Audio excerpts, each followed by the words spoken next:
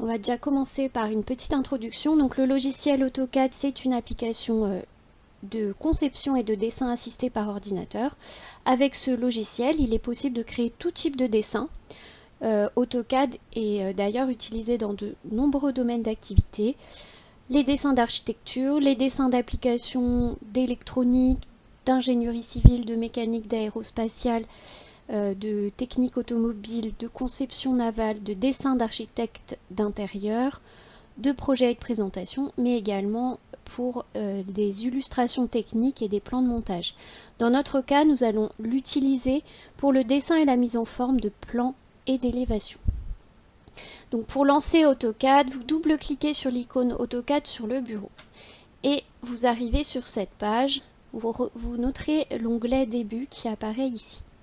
On va venir ici ouvrir un nouveau fichier et on va venir choisir un gabarit qui s'appelle acadisio.dwt. Le gabarit, c'est un fichier qui va vous permettre d'appliquer certaines options automatiquement. Par exemple, travailler en système métrique ou anglo-saxon. Dans le système métrique, vous allez retrouver des centimètres et des mètres. Si vous travaillez dans le système anglo-saxon, et malheureusement c'est déjà arrivé, vous serez en pouces. Donc forcément à la fin votre dessin, si je le contrôle en mètres, il ne sera pas bon. Donc assurez-vous de bien partir sur le gabarit Acadisio. Ensuite, un nouvel onglet apparaît, c'est votre onglet de dessin. C'est dans celui-ci qu'on va venir travailler. Donc l'écran suivant apparaît, vous retrouvez ici le navigateur à partir duquel vous allez pouvoir enregistrer votre travail, l'enregistrer sous, donc on va le faire d'ailleurs, enregistrer sous le dessin et vous allez l'appeler votre nom, votre prénom, application numéro 2, donc nom, prénom et on l'appelle A2.dwg. Vous l'enregistrez, alors moi là je ne l'ai pas bien enregistré, mais vous l'enregistrez bien dans vos documents. Voilà, donc vous retrouvez sur l'onglet le nom prénom du dessin, le titre que vous avez affecté à votre dessin. Donc le navigateur, on en a parlé. Ici, vous avez une barre d'accès rapide où on retrouve la fonction enregistrer, enregistrer sous, imprimer, etc. Ensuite, vous avez une barre de titre où vous retrouvez le titre du dessin en cours. Ici, vous avez l'info center. C'est un endroit où vous pouvez poser des questions et ça vous redirigera vers une page internet d'AutoCAD qui peut vous donner des réponses sur certaines fonctions. Et ici on retrouve le ruban à cet endroit-là. Là on retrouve les onglets. Ici vous avez la commande des fenêtres à cet endroit-là. Enfin, cette zone-là, on l'appelle la zone graphique. L'élément que vous voyez au centre de l'écran, cela s'appelle un curseur graphique. Ça va nous permettre de dessiner. Ici, vous avez une barre de navigation et à cet endroit-là, vous retrouvez la présentation des vues de votre projet. Et ça peut être intéressant si vous avez perdu votre dessin. Vous recliquez sur la vue haute et ça va vous zoomer. Donc là, ça zoome à l'origine du dessin puisque j'ai encore rien dessiné. Et ça va vous remettre la vue à l'endroit où est placé votre dessin. Donc ça c'est important d'utiliser, d'avoir en tête qu'on peut utiliser ça. Donc ce qui est représenté là au milieu de l'écran, c'est le système de coordonnées générales. Donc vous voyez qu'on travaille en X dans la direction horizontale et en Y dans la direction verticale. À cet endroit-là, ça va nous permettre de définir notamment des coordonnées de points. À cet endroit-là, vous avez une fenêtre de commande. Et ici, une zone d'état. Par exemple, si je dézoome un petit peu, on verra mieux. Hop là. Je dézoome un petit peu, vous voyez que j'ai un quadrillage qui s'affiche. Dans la zone d'état, je peux décider d'afficher ou non le quadrillage. Vous verrez qu'il y a une fonction qui s'appelle la fonction ortho, qu'il peut être assez judicieux de mettre en place, mais qui va nous déranger par moment. Donc c'est assez utile de pouvoir la mettre et l'enlever à notre guise. Ici aussi, une fonction là qui vous pose parfois problème, c'est le mode d'accrochage à la grille. Alors ça peut être judicieux si on met en place par exemple une grille en centimètres et qu'on a uniquement des données en centimètres. Mais dans notre cas, il vaut mieux éviter l'accrochage à la grille pour éviter de faire des erreurs. Donc laissez bien l'accrochage à la grille en mode inactif. Ici, vous avez donc une fenêtre de commande et on va pouvoir appeler des fonctions via la fenêtre de commande. Ou alors, aller chercher ces mêmes fonctions dans le ruban qu'on retrouve en partie haute. D'ailleurs, je n'ai pas précisé au niveau du ruban, vous retrouvez différents onglets. Dans l'onglet début, on va retrouver la plupart des fonctions qui vont être utiles, mais parfois il faudra aller dans un onglet un peu plus spécifique, par exemple pour les cotations. Alors, bien qu'on a des fonctions sur les cotations ici, mais en allant dans l'onglet Annoter, vous voyez qu'au niveau des cotations, on a beaucoup plus d'outils, et donc ça peut être utile d'aller dans l'onglet Annoter quand on en a besoin. On a des fonctions liées au ruban, donc on en parlait tout à l'heure. Le ruban, en fait, on va avoir la possibilité de le réduire. Donc là, vous voyez, j'ai appuyé sur cette petite flèche ici. Donc c'est le bouton ruban qui va me permettre d'afficher toutes les fonctionnalités de façon détaillée ou bien plus réduite, voire on vient masquer le ruban. Donc ça peut être judicieux de venir le masquer, par exemple pour faire si c'est un travail qui nécessite une synthèse derrière, pour faire une petite capture d'écran, on est un peu plus à l'aise. Les onglets peuvent être un petit peu plus détaillés. Vous avez en fait des onglets qu'on appelle contextuels, qui vont être affichés ponctuellement dans le cadre de l'exécution d'une commande. Par exemple, si vous cliquez ici sur la flèche modification, vous voyez que vous avez d'autres fonctions qui s'affichent. Ici, vous avez un petit outil verrouillé de façon à afficher ces fonctions de manière permanente. Donc là, j'ai verrouillé l'onglet contextuel. Si vous le souhaitez, vous avez aussi la possibilité de rendre le ruban flottant. Alors pour cela, on va cliquer sur le ruban et puis on va désactiver l'ancrage. Le ruban est maintenant flottant. Je peux le déplacer et si je le souhaite, si dans ma façon de travailler, je préfère l'installer sur la droite de mon écran ou sur la gauche de mon écran, là pour le coup, je peux l'attacher et le rendre le placer où je le souhaite. Donc nous on va venir désactiver l'ancrage. Moi je préfère qu'il s'affiche en partie haute de mon écran. Je réattache le ruban. On va maintenant parler de la zone graphique. Donc la zone graphique, c'est ce qui est là au milieu de l'écran, c'est l'espace dans lequel est représenté le dessin. Vous remarquez toujours la présence du système de coordonnées générales qui indique l'orientation des axes X et Y. Si je fais un clic gauche, la fenêtre graphique va me permettre de sélectionner un objet et la touche échappe va me permettre de désélectionner. Si je fais un clic droit, la fenêtre graphique permet d'accéder à différentes commandes et notamment la commande répétée. Donc par exemple, si on dessine plusieurs lignes, on va pouvoir éviter d'aller chercher la fonction à cet endroit-là et on va pouvoir faire répéter ligne. Ce sera plus simple. Donc par exemple, on va faire je crée une ligne, je vais entrer comme coordonnée pour cette ligne 0, 0.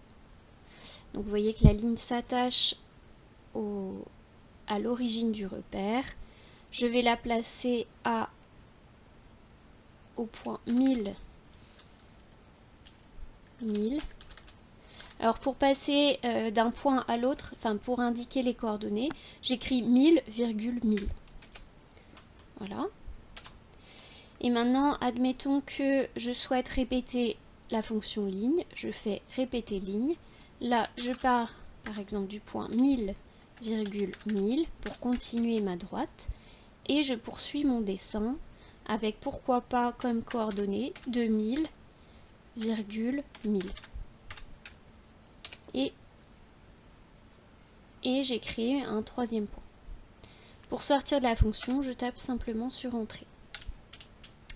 Donc là, vous allez pouvoir utiliser le clic gauche de façon à sélectionner l'ensemble des lignes et à les supprimer. Alors, il est possible aussi de changer la couleur de l'arrière-plan. Donc pour cela, on va faire clic droit, option. On va aller dans l'onglet affichage et on va venir ici dans couleur. Et ici, on va venir changer la couleur du fond pour mettre du blanc. Donc ça peut être utile.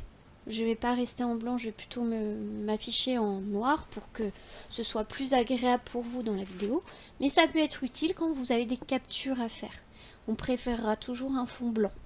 Et ça vous sera dit et redit. Donc restez bien sur un fond blanc quand vous faites des captures. Pour revenir à une couleur, la couleur de départ, je vous invite donc à faire clic droit, option, affichage couleur. Et là, vous venez restaurer l'élément courant. Appliquer et fermer. Ok. Ensuite, vous allez pouvoir utiliser la molette. En utilisant la molette, on va pouvoir zoomer et dézoomer sur notre dessin. Le clic molette maintenant va pouvoir vous permettre de vous déplacer dans le dessin sans zoomer. C'est une petite main qui vous permet de parcourir le dessin. On va maintenant tester la fonction zoom. Alors je vous laisse dessiner un rectangle. Vous trouvez la fonction rectangle ici. Hop. Aux dimensions aléatoires. Et on va venir chercher le bouton zoom dans le groupe de fonctions navigation de l'onglet vue. Donc vous allez sur l'onglet vue, vous allez ensuite dans navigation que je ne trouve pas, donc afficher l'onglet, afficher le groupe de fonctions navigation. Voilà. Ici, donc vous avez les fonctions de navigation qui apparaissent et vous allez pouvoir cliquer sur étendu. Et vous voyez que le dessin, alors c'est pas le dessin mais c'est la fenêtre, c'est ajusté au plus près du rectangle que j'ai dessiné. Donc là vous avez pu tester donc la fonction zoom étendu. Donc il existe d'autres types de zoom, zoom fenêtre, où là on va pouvoir faire une sélection à l'intérieur de la fenêtre. Vous avez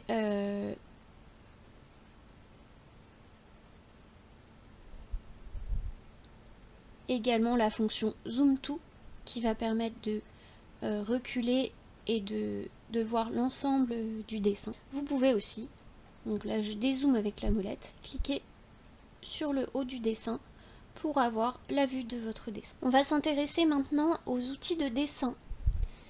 Donc vous avez plusieurs outils de dessin qu'on va pouvoir être amené à utiliser. On retrouve la ligne. Hop, je bloque les fonctions de dessin. Vous retrouvez également la fonction droite qui va créer une ligne de longueur infinie. Ça peut être intéressant quand on a à créer des axes. Vous avez la polyligne. C'est une fonction intéressante parce qu'elle permet de dessiner un contour. Donc je vous montre. Tac. On fait échappe pour sortir de la fonction. Là j'ai dessiné un contour et quand je voudrais par la suite utiliser la fonction hachure, l'outil d'AutoCAD, j'utilise la fonction choisir un point à l'intérieur d'un contour, me détecte tout de suite le contour quand c'est une polyligne. Donc c'est beaucoup plus simple pour créer des hachures. Après on verra les fonctions hachures, on peut ensuite aller choisir un modèle, mais il va falloir ensuite modifier l'échelle ici pour que les hachures s'affichent. Donc là j'ai mis 100 au niveau de l'échelle. Ça on le verra en pratique sur l'exemple qu'on va traiter ensemble. Donc là en mettant 1000, un facteur d'échelle de 1000, j'ai bien mes hachures qui s'affichent. Alors au niveau des autres fonctions de dessin, hop, je remets ma petite épingle pour tout afficher. Tac. Vous avez la fonction cercle qui peut être utile pour créer des traits de construction intermédiaires. La fonction arc également qui va pouvoir être utile. On retrouve la fonction rectangle qu'on a déjà utilisée, la fonction ellipse qui est un peu moins utilisée. Nous, on n'en aura pas forcément l'occasion de l'utiliser. Et puis, on a également la fonction point. Elle peut être utilisée, mais en général, elle est très peu utilisée, sauf par les topographes qui l'utilisent ponctuellement. Dans notre cas, on va faire un petit focus sur les points, mais voilà, c'est juste à titre d'exemple. Voilà, de toute façon, toutes ces fonctions, on va pouvoir les découvrir ensemble. Alors, après, vous avez l'onglet Modification. Là aussi, vous avez des fonctions intéressantes. Vous avez des fonctions pour déplacer des éléments de dessin, pour les copier. Vous avez également des fonctions pour effacer. Alors, attendez, j'ai pas réussi. Sélectionner les objets, tac, entrer. Donc là, avec la fonction effacer, j'ai pu effacer mon dessin. Je voulais parler également de la fenêtre commande. Donc là, vous voyez que je suis toujours sur la fonction effacer. Je vais faire échappe pour sortir de la fonction. La fenêtre commande, elle peut être utile parce qu'en fait, AutoCAD vous explique ce qu'il faut faire. Si instinctivement, vous ne savez pas comment utiliser une fonction, vous n'hésitez pas à regarder dans la fenêtre de commande.